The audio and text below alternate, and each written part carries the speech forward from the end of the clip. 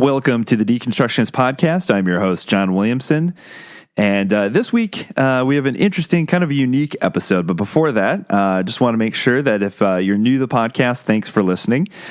Please check out our website, www.thedeconstructionists.com, to listen to our entire back catalog of episodes, link to us on social media, read our blog, snag a t-shirt or a pint glass from our web store, or even support us by joining our Patreon family that you can link to from the site. This episode was originally released from my other podcast project, From the Void, so it'll sound a little different than what you're used to. For those of you who have listened to the Deconstructionists for a while now, you've probably been aware that we tend to do a little more topical episodes around Halloween.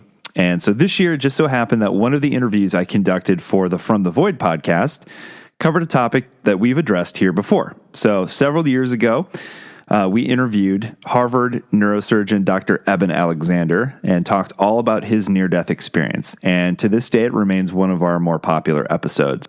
Recently, I had the pleasure of speaking with Kimberly Clark Sharp for the From the Void podcast about her near-death experience and her subsequent work as a social worker and researcher on the subject. Kimberly was recently featured on the first episode of the Netflix docuseries Surviving Death and is the author of the book After the Light: What I Discovered on the Other Side of Life That Can Change Your World. So depending on, no matter where you kind of fall on this subject, I think it's always fascinating and very, very interesting to kind of dive into this and see what commonalities are experienced amongst people who have claimed to have had these experiences. So hopefully you enjoy the episode. We'll be back in a couple weeks with more regular kind of topics on this podcast. So in the meanwhile, hopefully you enjoy this episode. And as always, happy Halloween. From the darkest reaches of space to the deepest corners of your mind. Welcome to From the Void.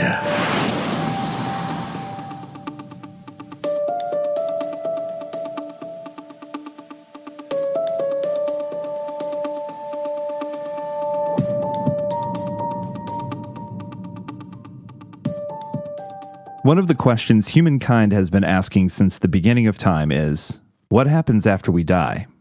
Religion tells us that perhaps we go to heaven or reincarnate depending on which system of beliefs you ascribe to. Atheists might claim that nothing happens, that we go to sleep and never wake up, that in all of our complexity and self-awareness that eventually, one day, we simply stop existing. Even science has attempted to find the answer. Are we more than just our brains? Does something like a soul exist? And if it does, and consciousness is more than just organic matter, does it survive the death of the physical body? And if so, where does it go? Reports of near-death experiences have been around for generations. Are they real, valid experiences that prove that something exists post-death? A kind of glimpse through the veil that divides the physical world from the spiritual? Or are they examples of hallucinations brought on by a chemical release as the body starts to shut down? This week, I welcome Kimberly Clark Sharp, who had her own personal experience that left her forever changed. Kimberly is an author, speaker, teacher, and researcher whose experience led her to a career in social work, where she was a pioneer in the field of critical care social work, founded the Seattle International Association of Near-Death Studies, and published the book After the Light: The Spiritual Path to Purpose.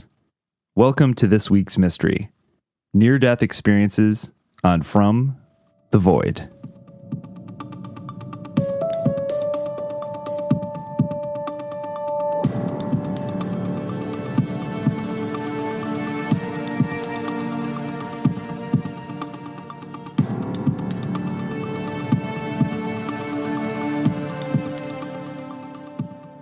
Okay, very excited to have Kimberly Clark Sharp on the podcast this week. Thank you so much for spending some time with me today. Well, John, it's actually a pleasure to be with you in every way possible. I'm very happy to be here and to be interviewed by you. Well, thank you. Yeah, Pete, what the listeners don't know is the battle that we went through to make this happen, right? So, if anyone knows what a Luddite is, that would be me. Let's put it this way. I still have an AOL email account. That's how bad I am at technology. Well, we got there. That's the important thing. We made it to the finish line. So, yay! Well, tell people a little bit about your background to start with before we get into the topic at hand, because I think it's a really interesting field that you're in that caters well to the topic. Okay. Well, by background, I'm from Kansas. May 25th of 1970, I actually collapsed with my dad at the Department of Motor Vehicles in Shawnee Mission, Kansas, and needed resuscitation. And it was a prolonged resuscitation. I had what we now call a near-death experience with bells and whistles, and then moved into the next stage of after effects from an NDE, first stage being alive. I mean, that's the very first outcome is, wait, I'm back. But I, like pretty much everyone who's ever had a near-death experience, I was changed. Kansas was too small. I love my family, but I left them and made my way to Seattle, Washington, which is what I'd been shown in my near-death experience. And John, to be honest, I'm spoiled rotten. I was sent back to serve. And maybe we should have begun with my near-death experience upon reflection. You want to hear it real quick? I would love to, absolutely. All right, by the way, listeners, this is not rehearsed, in case you haven't figured that out. John and I are just talking like two old friends, but I like him, so keep listening to his podcast. All right, so let's go back to 1970, Shawnee Mission, Kansas, at the Department of Motor Vehicles with my dad. That day, I was a normal human being. I was kind of young. I was a college student. Did I mention Kansas? I mean, I lived in a bubble. There weren't race riots. There weren't, Democratic convention brawls. I mean, I really was in a bubble of innocence and inexperience in life. Plus, I hated change. So I was very happy where I was. Anyway, upon leaving the DMV, I collapsed and fell into and through my dad's arms, hit the ground. This is my dad's perspective, by the way, that I'm sharing. I don't have a memory of what I'm talking about right now. But a uniformed nurse happened to be passing by. She trotted over, determined I didn't have a pulse, that I wasn't breathing. So this is just before 911. So 2 calls were made. One to the closest hospital, which actually was in Kansas City, Missouri. They were sending an ambulance. And also to the volunteer fire department in Shawnee Mission. They, of course, were closest. So they got there first. They had a brand new, according to my father, because they opened packaging, a brand new portable ventilator. It had 2 functions. One, of course, to ventilate, which is what you want in a ventilator, but also a function with the flick of a switch that would vacuum instead of ventilate. And that was because some people get food caught in their throats, and that object has to be removed to clear the airway. So we tell our children, don't run with candy in your mouth. It's really good advice. Anyway, they applied the seal to my face and turned it on, and it was on vacuum mode. So my diagnosis, when I finally made it to St. Luke's Hospital in Kansas City, was suffocation.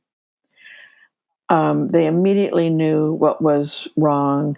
And honestly, John and listeners, these are probably farmers. I mean, there was never any ill will from my dad or medical personnel or anything. They clearly were doing the best they could with the equipment that they had. But anyway, they flicked a switch and started the air going in. But our lungs are very moist, and when they come in contact with themselves, they have to get unstuck. And that's usually steady air pressure in the hospital on a ventilator or something similar. So the volume of air going in suddenly had really nowhere to go, and it found its way to my skin. and I inflated like a balloon. It's called epithelial emphysema, normally fatal. So now I'm like a couple ways dead.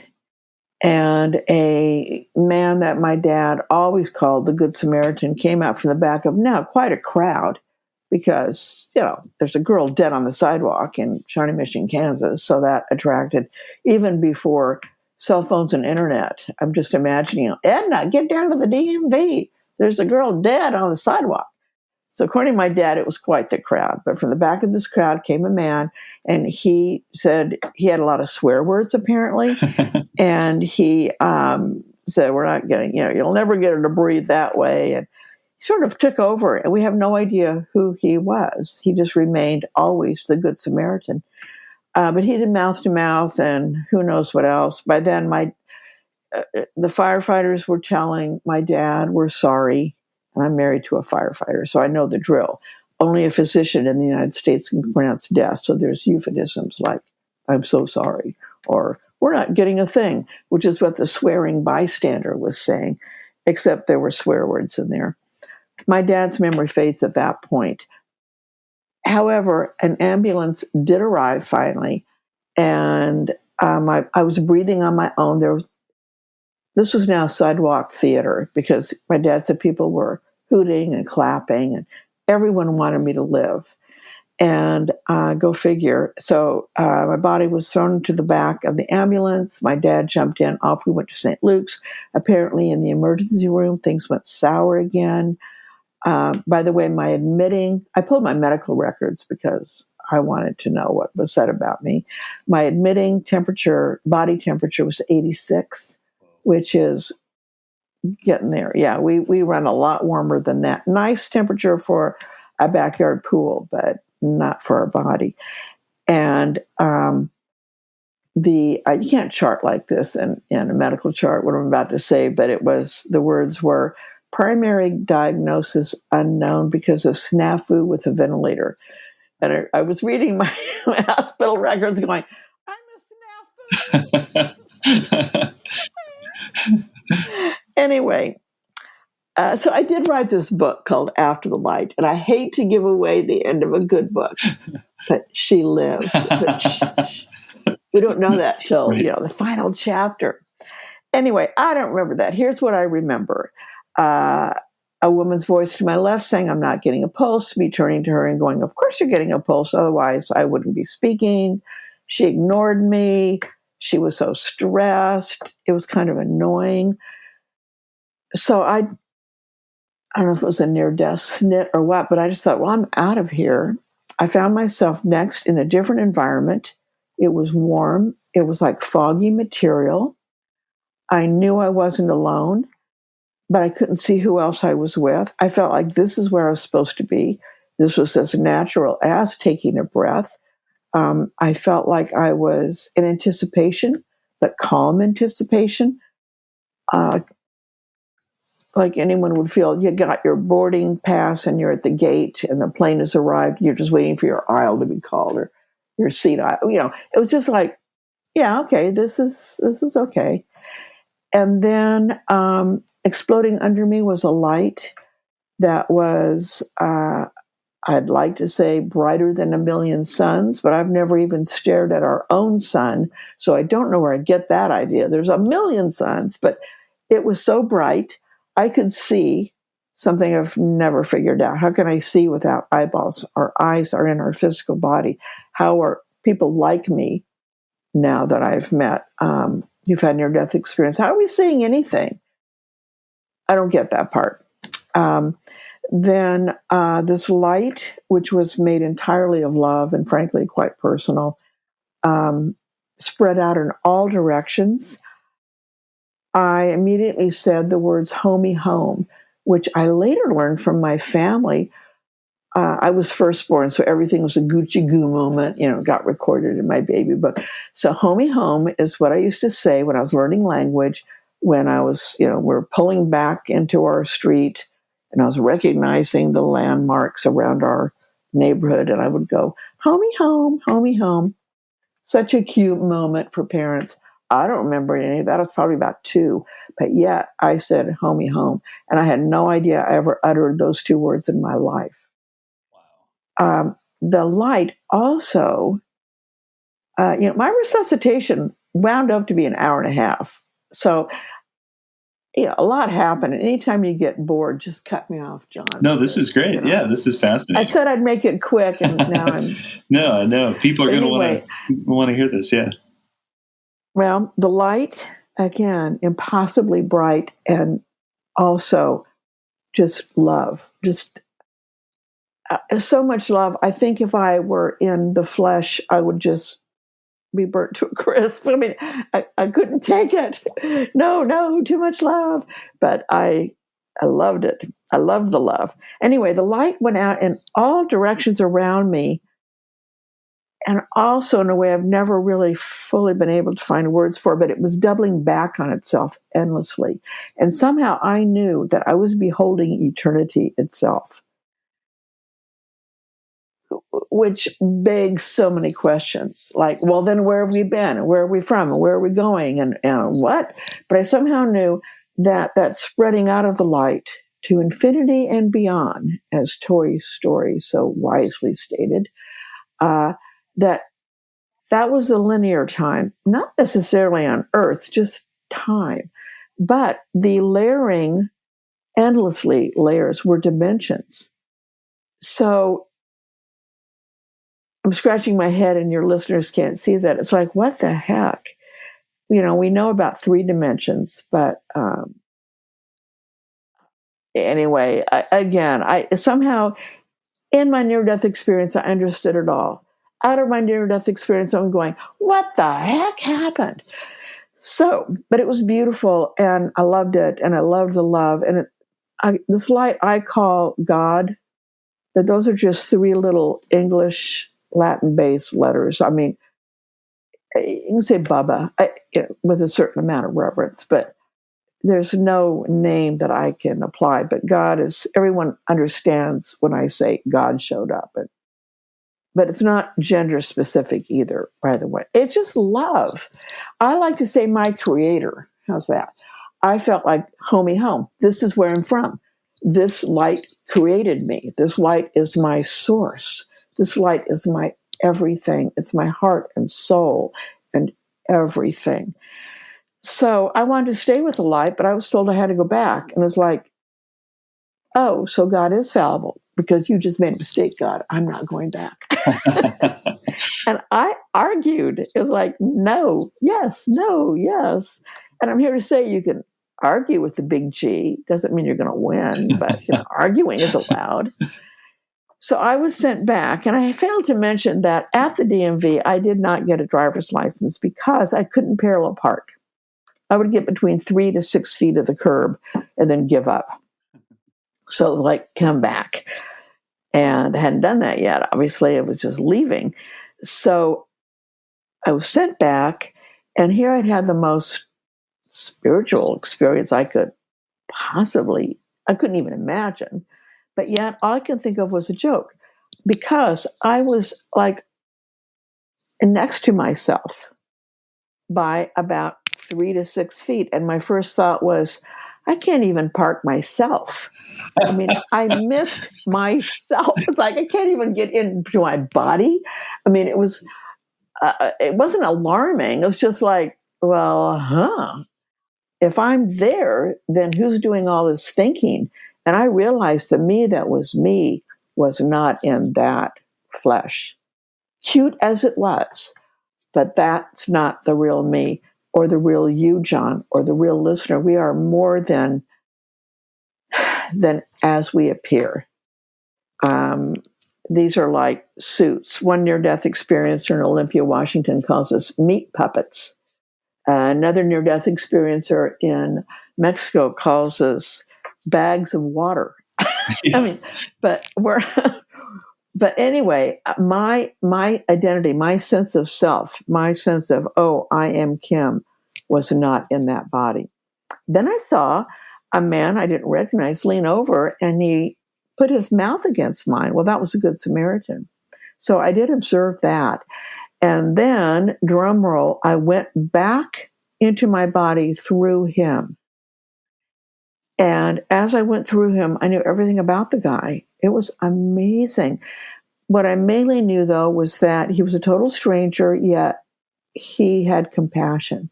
I had just been with the greatest love of all, so I was going to recognize it in something else. Compassion is a very pure form of love. And I think he was like a lighthouse. And probably the physical contact helped. I don't know. But I went through him. I'm grateful to him. We have no idea who he was. He disappeared. So now I'm back in my body, and it's dark and cold, and I'm fully aware. I'm fully conscious, but I'm not awake. And I was miserable. So I called out to God again and said, get me out of here. Homie home. I want to go home. I want to go home. God kindly showed up again. And boom, on my right was like a portal or a window, something like that. And through there was my heaven. Skeptics say, near-death experiencers get what they expect. You know what I got? Kentucky. It looked like a Kentucky calendar picture. I've never been to Kentucky. Hadn't before, haven't since. That's one of the states I've just never managed to get to. And yet it was fields of beautiful, like meadow-like grasses kind of waving in a balmy breeze, and off the distance, small white fence and some shrubby things. But what made it unearthly were two things. One is that the grass wasn't green. It was green. And the sky wasn't blue. It was blue. The intensity was not anything I've seen on Earth, photos or in person. Very intense colors. The other thing is that I was aware of the consciousness of every single blade of grass. It was alive, and it was countless. I mean, think about grass. But it was still life. And I wanted to go. So God told me that if I went through that window, that was my border, and there'd be no coming back. So it's like, how many languages can I speak to say goodbye? Au revoir, adios, I'm out of here, whatever. I headed through that window. And then there was a flash of light to my left, and I was told that if I chose to live, that's where I would be living, and it's where mountains met water. No map. Thank you very much, God. But I knew it wasn't Kansas. So what did I care? I'm back through that window. And then another flash of light. And there was a gallery. It was like a portrait gallery of people, all strangers. But under each portrait was their role that they would have in my life if I chose to live. And they were strangers. Again, what did I care? I'm off to Kentucky. And then there was a third flash of light. It showed me being of service, something I hadn't thought about doing in my whole life. And I said, cool. Well, it turns out God's a hippie, because cool seemed to be an affirmation of, okay, I will go back to serve, because then I was back. And it was a blah, blah, blah, blah, back. I was, what the heck just happened? I mean, it was amazing. But as my life got lived, I did wind up in where mountains met water, which is Seattle. On the way, I left. I bought a car. I learned to parallel park, kind of. Not really. That's a lie. But I want to feel somewhat adequate here during this interview. And I had a hamster named Toto. And I kept him in a bird cage. So I strapped Toto into the passenger seat, and off we headed to where mountains met water. It was random. I headed west. We had a tornado outside of Hays, Kansas. And I wound up in Seattle, absolutely the place where I was supposed to be. Lots of detours on the way. I had fun. I was young. What can I say? It was a good road trip Toto and I had. But I wound up in Seattle, Washington, which then as now is called the Emerald City. So I came from Kansas with Toto, had a tornado, and wound up in the Emerald City. Does that plot sound familiar? So God has a sense of humor, is what you're saying. Oh my gosh, yeah. Well, we can go back when Toto and I were leaving. I-70 at that point was a toll, and the full weight of, and I still don't like change. I like routine. But back then I really hated change, and this was the biggest change ever. I'm leaving Kansas. I'm leaving my family. I'm leaving everything but my ironing board, a trunk of clothes, and my hamster. I mean, it was insane, but yet I was doing it. Anyway, as I approached the I-70 toll booth, the weight of my decision hit me hard, and I started to cry. Not even cry, wail. I mean, really just wail like a baby. And I said out loud, I hate change. I don't want to change. I want to go back. I hate change. I hate change. Here's God's sense of humor. Popped up in this moment and hasn't left me, by the way. Big sign came up that said, change needed. Well, of course, It was for the toll booth. But the timing was exquisite. So I was like, okay. And I'm sure my mom put the box of Kleenex next to my seat. But I said out loud, well, now I can use a Kleenex. And then I looked down and there's this box. It was white with black letters. And it said Kimberly Clark, which is my name. I married a Mr. Sharp. Ergo, I'm Kimberly Clark Sharp. But anyway, stuff like that began to happen then. Never let up. Also, what never let up were opportunities to be of service. So I've never applied for a job. I never applied to graduate school. I was asked to do everything. My reference commonly now is that I live my life on the automatic door opener of the grocery store. I am always, and famously always, where I'm supposed to be of the most help. And as it turns out, Seattle has more survivors than any other part of the world because this is where Medic One was born. And it's really hard to die in Seattle. You can almost die, but resuscitation, successful resuscitations, which means going back to normal job and life, are like at 60% here. Whereas in New York, it's 3%. In Detroit, it's 0%. So I'm now in a place where I can be of service because there are people having what we call near-death experiences. But that term hadn't been coined yet.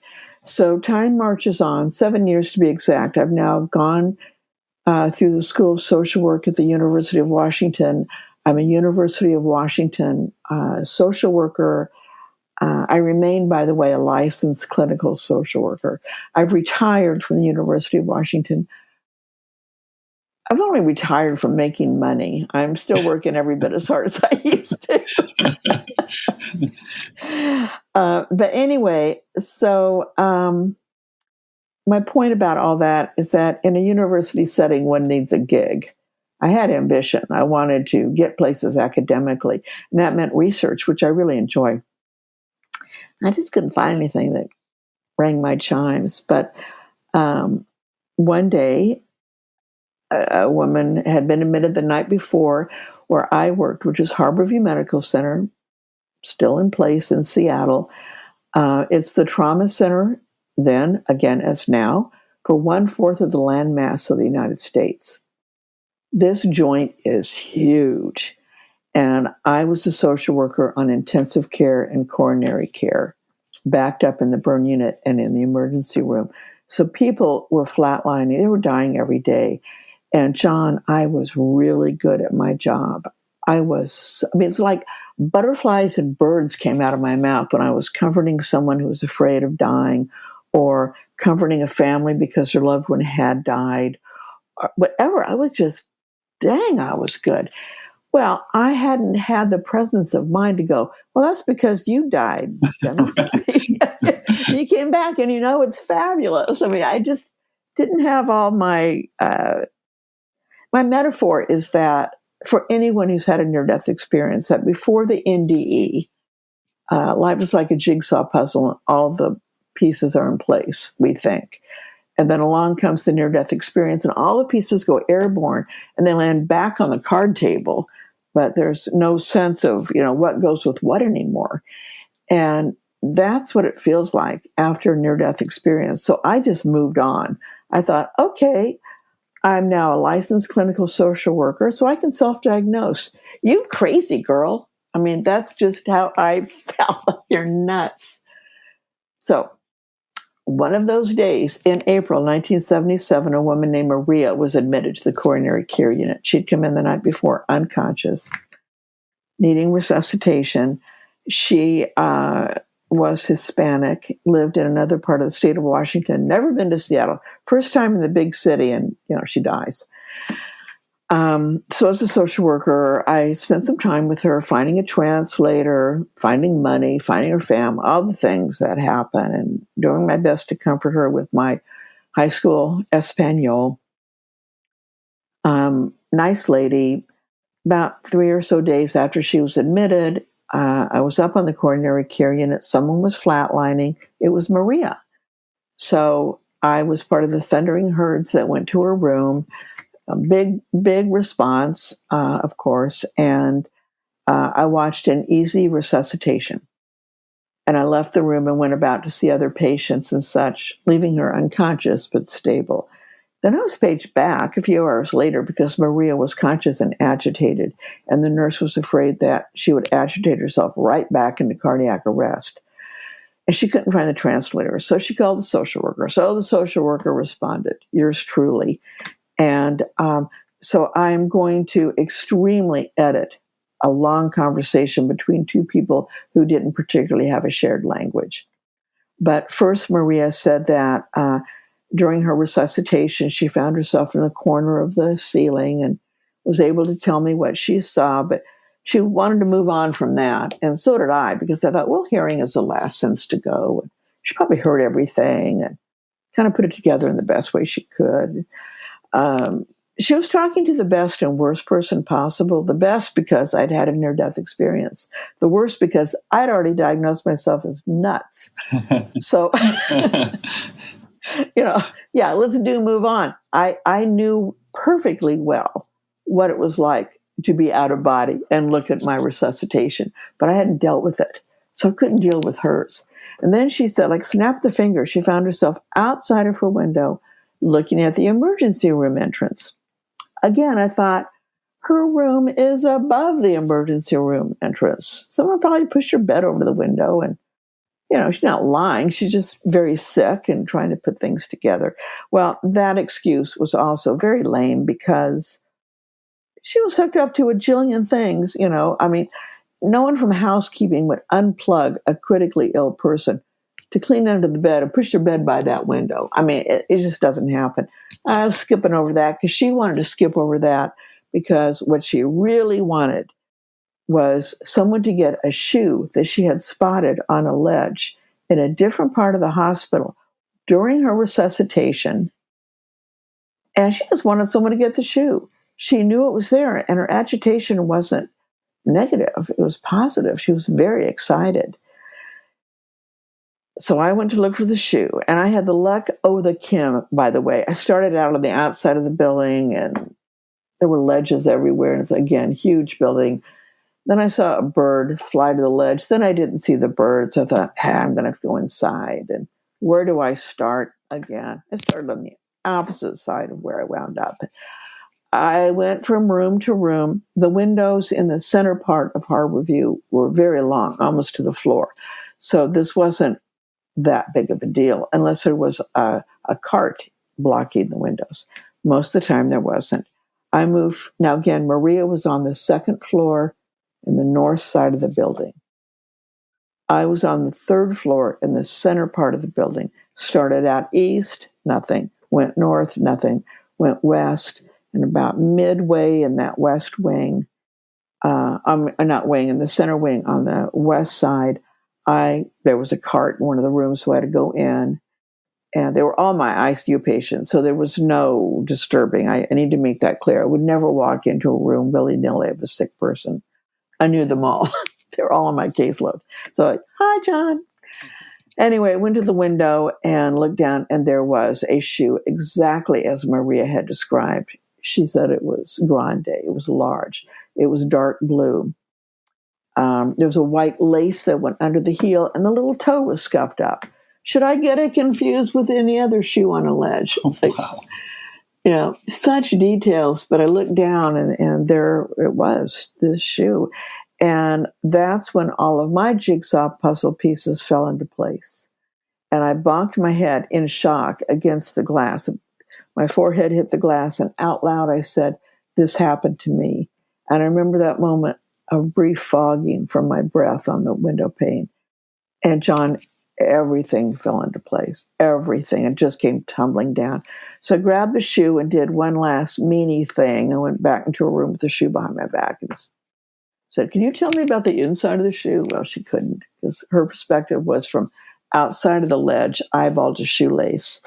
And then, the dramatic moment of Viva Zapata, I hold up the shoe like the Lion King, Ta-da! So that shoe, she was in the hospital for 3 weeks. That shoe became the Shroud of Turin of Harborview. The nurses are the ones that spread the story. No one ever discounted her, ever. And then it's not like she left my life. I followed her an outpatient for 3 years. So this was a relationship. I didn't just skim in and out of this woman's existence. And then I took a leave of absence. One of my graduate students did my caseload, came back, and there was no Maria. I never saw her again. But it wasn't a fly-by night. But that story has urban legend status now. And thank you for giving me the time to share it, because I've heard other people talk about that and get it wrong. And they're telling my story. And I'm Maria's advocate. So for your listeners, this is for the record. This is the horse's mouth, and you've just heard the story of the shoe on the ledge. But that's set forth in everything in the field of near-death experiences. And that's not the only patient I had that spotted something remotely during a resuscitation, but that was the first. And that became my gig, so to speak, in academics. I started researching near-death experiences. And that led to lots of publications and lots of speaking opportunities around the world, and then writing a book and starting the Seattle International Association for Near-Death Studies. Really important I mention that, or Seattle IANDS, and we're at .org after that. Seattle IANDS is now the oldest support group for near-death experiencers and similar spiritual experiencers in the world. And this is July. And in June, a month ago, we celebrated our 39th anniversary. Wow. So we're a regular, Seattle resource, open to the public, except during pandemic. And I've been going for a long time. And at this point, someone who does bean counting and head counting, and it's not me, but thinks in 39 years, we've had 10,000 separate signatures come through the door. But if you think about it, 39 years is a long time, and we average between 55 and 125 a meeting. And then for anyone who saw Netflix, Surviving Death, you'll see me in action at a Seattle IANDS meeting, leading the group, welcoming people with heartfelt gratitude to have said that word cool and been sent back to serve. Oh, that's beautiful. And it occurs to me that you mentioned 10,000, potentially 10,000 signatures over the course of 39 years. And it occurs to me that those are just the ones that came forward or were willing to tell their story. I would assume there are many others who are too afraid that people will look at them like they're insane and don't bring their stories forward. Right. Well, especially in the beginning, going back 39 years ago, it was back to crazy making. Things have changed. There's now lots of near-death experiencers who have published books, been on podcasts, been on television talk shows. I haven't met anyone in years who's never heard of a near-death experience. But those 10,000 aren't all near-death experiencers. There's people who attend who've had a spiritual transformative experience of some kind, who have lost a loved one. A lot of grieving people come to Seattle IANDS because it is a place of hope. and of love. I will make sure that happens. And then just the curious public. So it's not 10,000 indie ears, but it's 10,000 people served who come and leave feeling better about being alive. I hope. That's my goal. Yeah. Yeah. One of the things that I would love for you to talk a little bit about is, and this is something that I've heard about in reading about these different occurrences, this idea that folks who have a near-death experience and come back from that have a really hard time adjusting to life after that. Talk about that a little bit. Well, then there's the social worker here. What an interesting field I found myself in. Yes, people come back, people being people, the reaction is so varied. It can sometimes be dramatic, but people come back sometimes very sad because they're back in a life that involves pain or separation or bills to pay. Name it. They were off the big life hook and now they're back on. It's more like a meat hook. So there's that. Some people come back angry. I just talked to someone last week who's just so ticked off. It's like, I was in heaven. And I can relate to all that. It's nice having had a near-death experience.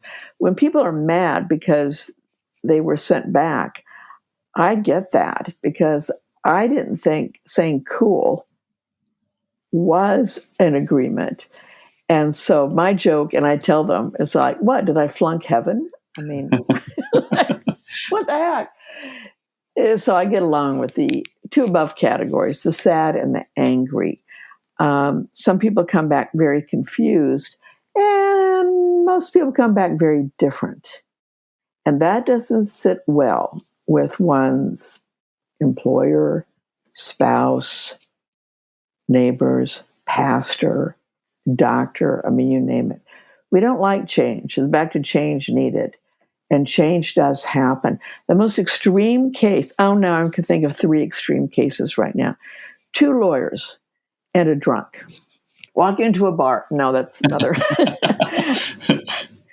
But I'll talk about the drunk. And this is actually in After the Light. Anyway, a patient was admitted, and he was admitted like a corpse, frankly. I mean, Medic 1 in Seattle, they'll resuscitate. Once you call 911, those men and women are on the scene, and they'll keep it up no matter what. So this, in the book, he's Mr. Timmer, because I never could find him, but his real name is Mr. John Zimmer. All the people I talk about have names. They've been in my lives. Anyway, he was not going to live. And so I was at the elevators waiting for the family with my Kimberly Clark Kleenex. I didn't ever leave that box very far behind. And instead of a grieving family, they were like, the doors open, and it was party. They hated the guy. Turns out he was a drunk. He was abusive. He was angry. You know what he used to do, John?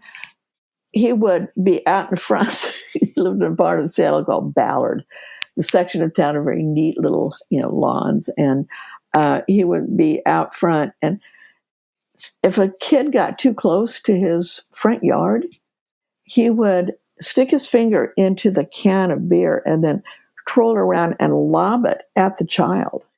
Oh my gosh. He was an awful man. He was terrible. Well, Mr. Zimmer lived. He had a near-death experience. It changed him completely. He was too ill to go back to work. That was fine. He was of a retirement age. He spent the remaining of his days carving handmade wooden toys for children. He became like the Santa Claus of the neighborhood. All the kids loved him. All the neighbors loved him. His children, who were then adults, were so happy to have a father at any age that was a nice guy. He had such a dramatic change, but his wife divorced him because she had married an abusive drunk, and that wasn't her husband anymore. Wow. So the changes, the after effects can affect people to that kind of extreme to, hardly notice. Betty Preston, who co-founded Seattle IANDS with me, was already a bit of an angel, So according to her family, she didn't change all that much. She was always just a darling. And then in New Jersey, I met a gangster. He was a nightclub owner, and he was a gangster. He changed a lot and became a devout Catholic. He's this side of a priest today. I mean, so again, after effects vary tremendously. But not going back to one's previous existence seems to be what I would call the most common. Whatever new path is forged, it's not the same as it was. The near-death experiences, they happen to people, they change people forever. Oh, what's also interesting? Dementia. I've now been around so many people. I know a lot of dead people now, to say the least, in 39 years of interviews. And a number of people developed dementia before they died. Couldn't tell you who their daughter was, but never forgot their near-death experiences. Wow. Now that interests me. There's been no research on this at all. And I'm not in a position to do that research now, but I'm very curious about it. The other thing is children. And that was research I was in on with Dr. Melvin Morris, and part of a study we did at our local Seattle Children's Medical Center. And kids are also really interesting near-death experiencers because they haven't even grown up. And I also find their experiences to be such strong evidence of this kind of experience, because kids, and the younger the better I like them, by the way, they haven't been exposed to this subject. It's not like they've read all the books or watched the movies or anything. And certainly they don't get up in the middle of the night and consult with each other. Hey, tomorrow I'm going to almost drown. And then wait till you see what I'm going to tell the parents. I mean, I love children's stories. That could be a whole other broadcast with you, John. It's just kids' stories. So, and children have their own kind of after effects, but not like adults.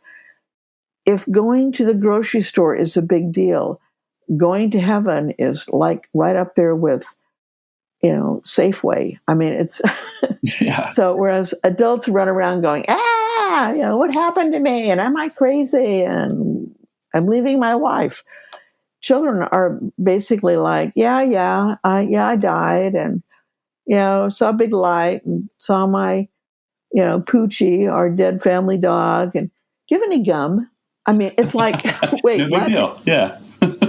Yeah. So you have to look at the age of people, and that kind of reaction, in my experience, goes up until about mid-teenage years. And then teenagers have more to deal with than little kids, but adults have the most to deal with. I feel like I'm being vague. I hope that's not coming across, but I have so much to say on the subject and so little time to share. Yeah, it just seems like kids are less jaded and consumed with all of the things that distract us in life, that they're just kind of like, okay. Whereas adults, it's so we're so scientific by that point, so kind of stuck in our ways and shaped and molded by life, that it's a huge shock to the system. Yeah, and also doesn't make sense. Whereas children, nothing makes sense really. Everything's a learning curve, and but it is fun when. Again, I love interviewing children. They're just so darn cute, for one. The youngest we've ever had at a meeting was a little girl at age 3. Wow. That is very, very young. We've also had a 4-year-old and then up. But the 3-year-old went to heaven and saw Jesus and wanted to bring Jesus a present. And Jesus was surrounded by other children. By the way, this is not a woman raised in Christianity. Interesting. But not a woman. She's 3. Her family wasn't a Christian family. So the expectation is not that their 3-year-old come back and say, yeah, I saw Jesus. It's like, what? Right. Anyway, she wanted to give Jesus a present. So she leaned down to pick a flower for Jesus, and the flower communicated with her, kind of Alice in Wonderland-like, and said, nah, I'm alive. Basically, don't pick me. She understood the flower. So then she saw a field mouse. So she scampered after the field mouse and captured it and cupped it in her hands, and then went over and gave it to Jesus, who was delighted. So, which leads to, are there animals in the afterlife? Well, there's certainly field mice, but children who don't have a lot of death in their lives. Usually grandparents are alive, aunts and uncles and friends, and parents certainly are alive. But the family pet may be deceased. So kids sometimes are reunited with their dogs or their cats and who are deceased, but that's who greets them. So I also tell people, because our pets we can love as much as a human, and when they die, it hurts. My understanding, and I'm confident in this, is that we will be reunited with all we love, including critters and things with fur and 4 feet or scales, or, I'm probably going to be greeted by goldfish that I killed flushing down the toilet when I was a kid. It's like, no, I'm sorry. But yeah, it's just interesting. But these kinds of things bring comfort. And that's my job. Yeah. Bringing comfort. One of the things, I know we're running short on time, but I wanted to ask you real quick was, and this is something, I have a lot of family members in healthcare, a lot of nurses in the family, some, who encounter death every day. They work on floors where, people are dying, and their job is to comfort them and to, keep them in as little pain as possible, while they transition. And one of the things that I've read about is this phenomenon where they start to see loved ones who have gone before them, who are deceased, and they start to have visions of these people. And I've asked my relatives about this who are in healthcare. I'm like, oh yeah, I mean, well, yeah, they're not fazed by this at all, but they confirm the fact that, yeah, this happens all the time. Yep, it's so common. Deathbed visions. These are both near-death experiences, and deathbed visions are end-of-life events. And when we transition from our biology to, for lack of a better word, our spirituality, something's got to give. And people begin to blend into another realm. Deathbed visions are fascinating, particularly, and near-death experiences, both, I guess, when someone who has died has been identified by the dying patient or the near-death experiencer without knowledge of their death. It's rare, but it happens. And one of those, again, I wrote this story up, is one of my own patients who, during a resuscitation, saw his wife, Dusty, appear in a ball of light that came towards him. Close, opened up. There was Dusty beckoning to him. And he said, Kim, beckoning is not part of my vocabulary. But Dusty was beckoning, and she's dead. That was his wife. John, Dusty's not dead. Dusty's alive.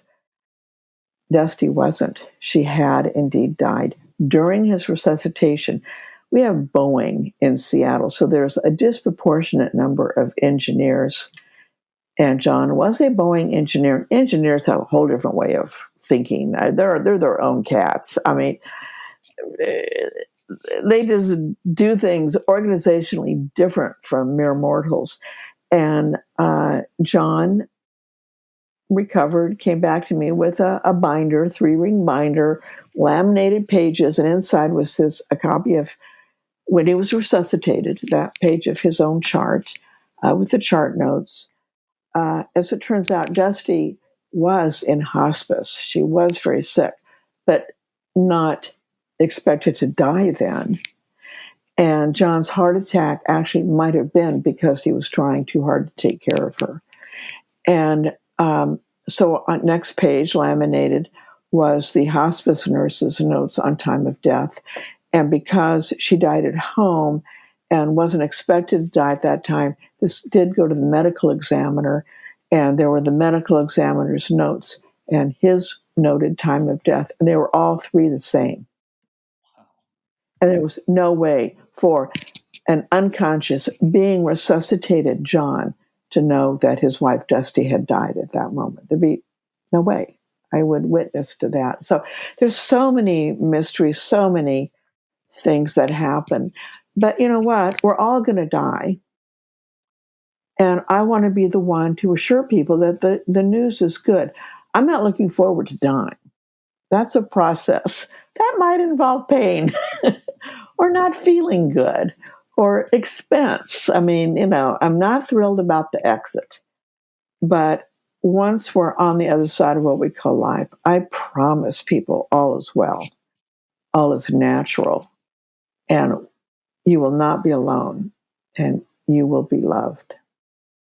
That's because we are loved. It's beautiful. Already in place, actually. But yeah, we're all loved. Well, I think that's the perfect place to end this episode. So before we go, though, your book, After the Light, The Spiritual Path to Purpose, where can folks get a copy of that? And then, of course, I want to plug the documentary as well. So talk a little bit about both of those.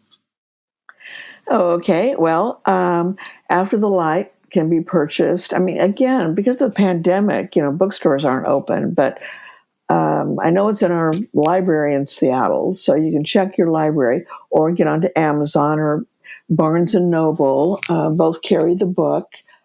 It's a real book. It's, hardback, book on tape, Kindle, paperback, on demand, any possible form. So just look for After the Light. By the way, you can also Google me and get a whole bunch of me yapping too.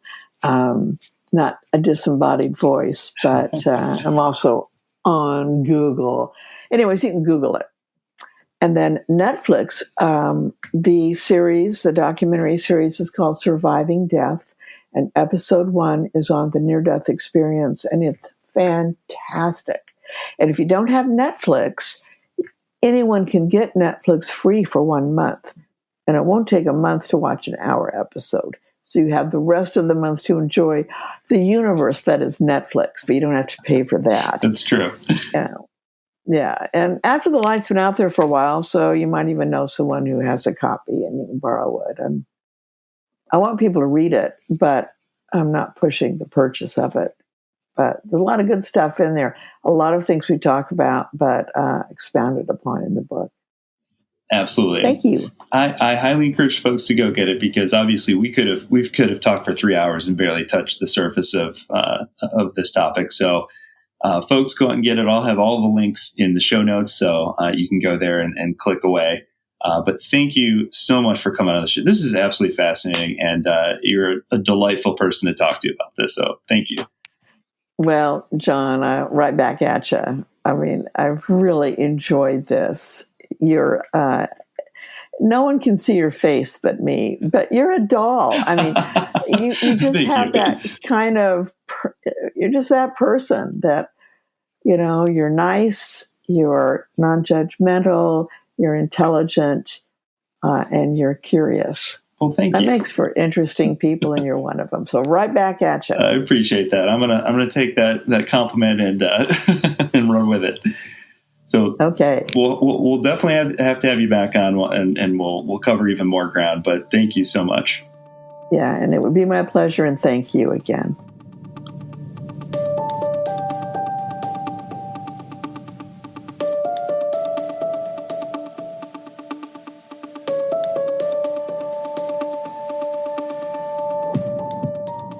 Does life continue after the death of the physical body? Does our consciousness transcend into another state of existence? If so, will we ever have concrete evidence, or will we all just have to wait until we draw our final breath? Then again, if we did know the answer, like in the movie The Discovery, might it rob life of its essence? So perhaps it's better if we don't know. Thanks again for listening to Season 1 of From the Void. If you like the show, don't forget to subscribe so you don't miss a future episode of the show. And if you have a second, please consider leaving us a 5-star review on iTunes. It helps spread the word and helps get us noticed. And as always, word of mouth is the best way to help spread the word. I'll be back very, very soon with all new mysteries on Season 2 of From the Void. Look out for the trailer for a sneak peek at what's in store. And until then, thanks for listening.